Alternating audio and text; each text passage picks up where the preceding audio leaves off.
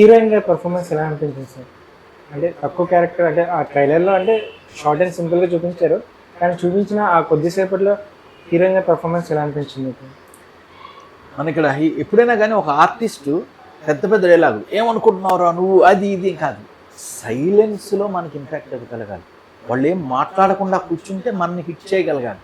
అది యాక్టింగ్. ఆ అమ్మాయిలో ఆ ఇంటెన్సిటీ కనిపించింది. ఆ కంప్యూటర్ దగ్గర కూర్చున్న అమ్మాయి ఏం మాట్లాడట్లేదు, మీరు చూడండి ట్రైలర్లో, అట్లా చూస్తోంది అంతే. చూస్తున్నా కూడా మనకి చాలా ఎమోషన్స్. ఈ అబ్బాయి ఎన్నో చెప్పేస్తున్నాడు, నీ గురించి వాళ్ళని కొట్టాను, నీ సూపర్వైజర్ని కొట్టాను.